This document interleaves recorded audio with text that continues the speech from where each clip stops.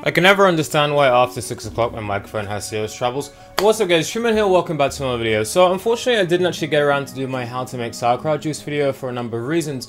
So I instead wanted to talk a bit about autism again, because I've recently started to notice that there's a lot of people who are really still interested in these subjects, and I really haven't done enough justice to the whole topic itself.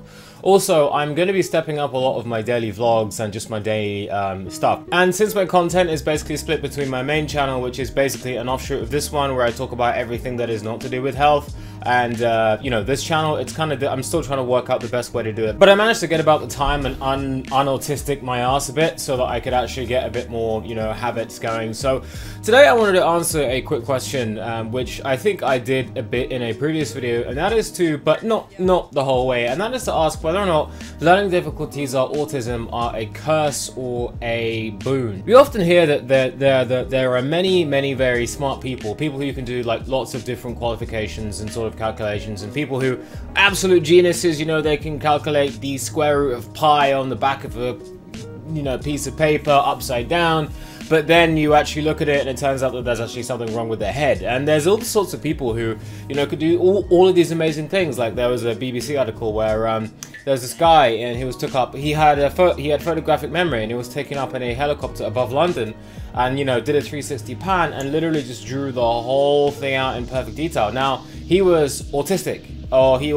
He had learning difficulties, he had issues, and it was commonly thought that, well, is it actually such a bad thing? Now, what really sparked this off was mainly the fact that I was listening to a BBC article downstairs also talking about how, and I don't usually listen to the BBC, I never tune into them, but I was downstairs and my phone, and my headphones aren't working, so they were just on.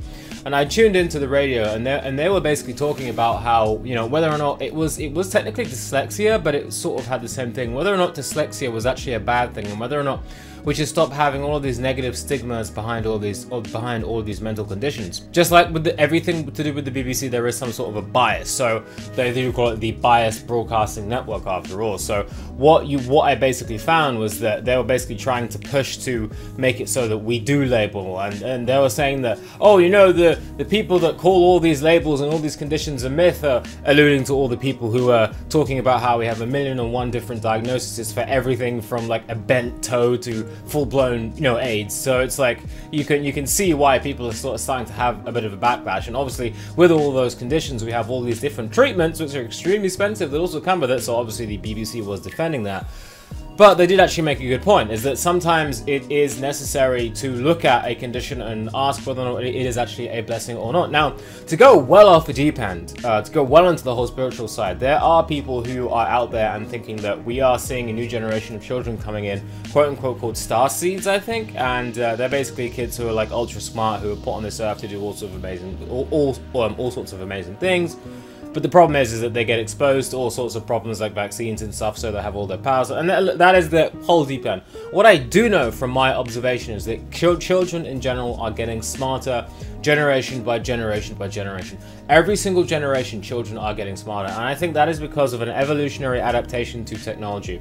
You know, it's like we pass on our genes to our kids, and so if we spend most of our time sitting down, or if we spend most of our time doing numbers, our kids are going to be statistically speaking more likely to be actually better than that. So it then does logically follow that if we see technology evolving and then we're developing our problem-solving skills, that kids are going to be a lot smarter. And I personally hate the fact that we treat kids like kids. Now, I am really good with kids, and I didn't even know it at the time. I just sort of took it for granted. But the reason why I was because I didn't treat them like children. I didn't talk to them like you hear on these BBC programs that just make you cringe, like and he put and it's just like I mean, there's a limit. I mean, you don't start preaching, you know, quantum physics to a toddler. But I always treated my cousins back in the time like they were people. I didn't talk down to them. I talked to them like we were on the same playing field, and they respected me for that. And that's what I'm going to do, you know, pass on to my kids. But back to the whole subject. kids are getting smarter, and there are many speculations to say that a lot of these quote-unquote autistic or dyslexic or dyspraxic conditions are actually due to the result of kids basically evolving and adapting. Now, what I will agree with is that the current level of education and the current model of education is totally flawed. The whole thing is like the stuff out of nightmares. I mean, just look at the whole thing for guys. It is so not designed for guys. What you basically find is that guys are frustrated with school and they're being treated like defective girls. So because by nature they want to get up and they want to run around, and they're looking at the kids outside and they're seeing them, you know, playing football. Naturally, they're like, I want to do that. I can't concentrate on this because I'm so bored. I'm so bored. So what happens? The kids, the teachers give them Ritalin, they give them ADHD medication, they label after label after label. In those situations, yes, I can see why there are many people saying that whether or not, you know, autism or all these other conditions are just a whole load of bunk, because there does come a limit whereby kids just bored. I mean, personally, I think that it requires its own video. Homeschooling is the best form of parenting. It is the best form of education. Now, the problem is that it depends on the circumstances. You need community networks of homeschooling parents so that your kids can be social, and it requires certain conditions. But if you can meet those conditions, they're going to be far better off than in the public school section. But I mean, I know that people don't have time. They've got all this stuff. They've got these bills to pay. People live busy lives. So I do not hate on the parents who have to send their kids to public education. But you're basically giving the government your kid's brain to say tinker with and program and all this other stuff. But anyway, even delving deeper still, what you basically find is that just on a whole philosophical level, the tools that we judge a good kid or a good citizen or a smart person are tools that have been made from the past. Our very mind conception framework and the way it works is simply structures that we've come up with in the past that are old methods and old ways of thinking and acting that have served us up until a certain point. But after a while, you have to think maybe there are kids who are being born that are maybe understand things in a different way. That their brains are somehow programmed in a way whereby they would, if they were left alone and unindoctrinated, usher in a new level of knowledge and understanding that can potentially transform the lives of the whole human planet. I mean, that is the idea, is that kids are the future. But it could be seen that because of our current education system, kids and humans in general are evolving to be able to adapt to more empathetic and more metaphysical, or just more meta in general, and meta means all-encompassing or above. All-encompassing forms of knowledge and communication. But because of our modern schooling methods and because of all the drugs that we pump them for, they never get to actually reach that sort of potential. That is also plausible too, and I think that is definitely the case. There are cases of kids who are just absolute geniuses, absolute savants. They don't have any sort of, you know, problems. You know, there are the cases of kids just listening to music and then playing out an entire like piano track. It's like there was that kid who had perfect, you know, that thing where they could listen to a song and then play it on like on an instrument. He could listen to any song and then just play it straight away. He was like 5, or I can't remember if it was. He was young, really young. There are these kid savants that are coming along now. Again, you hear in the news, there's something wrong with them. There's something wrong with them, or this or that. So could it be that they're savants but they just don't fit into society because they're just not designed for society, or could it be that their brain has been changed somehow to allow certain traits to become extremely good, whereas neglecting the rest of them? So like you have a sliding scale or like a chart, and on that chart you have, like when they're born, it's like an even chart of evenly distributed skills, like relatively evenly distributed skills, and then something happens in their upbringing. Could be vaccines, could be just over toxicity, could be the fact that gluten is now irradiated to the point where it does not resemble all of the old foods anymore. It is a toxin now to the human body, which is why everyone's getting another video on its own. I get it.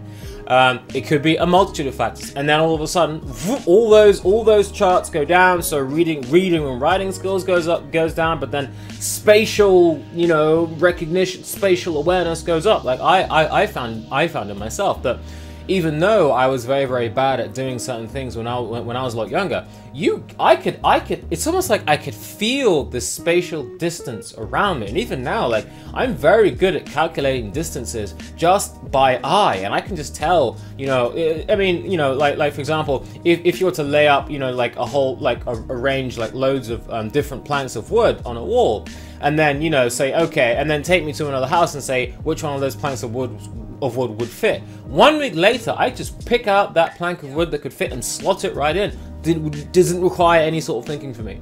But I couldn't do math. Couldn't do math. So which one is it? And I think it's a very, very good question. Now, personally, I think if you want my honest opinion on it, I think it's all of the above. I think it's all of the above. I think that kids are being born smarter. I think that the education system is failing them. I think that we are drugging them to mess up their own natural talents to make it seem as if, oh, you know, and I also think that those drugs and those environmental stimuluses, wherever they are, whatever tinfoil hat you're wearing or not, whatever they are, basically make it so that certain traits can be exacerbated and certain traits can be gone down. So what can we do about this? The first thing that we can do is to identify what that is, and this requires a whole video on its own, but this is just a simple health vlog for now. I'll go into it later on, whereby you will find that certain kids are more predisposed to autism than others. Do they have certain behaviors, like for example, do they have difficulty making eye contact, and you know, do they have difficulty where it seems as if they shouldn't be having difficulty? Because kids are kids, you know, you can't be like, oh, you know, by telling them to do certain basic tasks, sometimes they just don't want to do it. But are they sick? Do they have, like for example, a lady just posted about how and I can talk about this because she's made a comment, so it's already public, about how her kid has really foul smelling farts, which is basically the gut. That kid has severe gut dysbiosis, which they're going to be predisposed to learning difficulties. It doesn't even have to be autism. It could simply be an overgrowth of candida and parasites that can manifest in learning difficulty behaviors, which needs to be addressed ASAP. In fact, after this, I'm going to reply to that comment.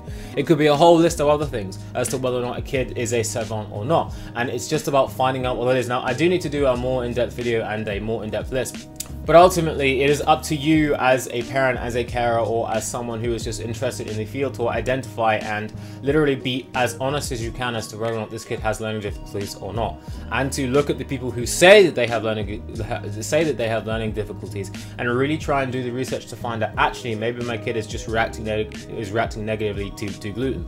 And don't believe all of these doctors who want to just drug your kids up because they're just really bored and they're really tired and they just don't want to be where they actually want to be. It's difficult, I understand, and again, I'll have to go into more videos, but I'm going to be posting a lot more now. I'm going to be doing a lot more health vlogs, so everything will be outlined. Or if you want me to answer any sort of questions, post them in the comments and I will get to all of your questions. I've got a whole batch of new comments and conversations to go into.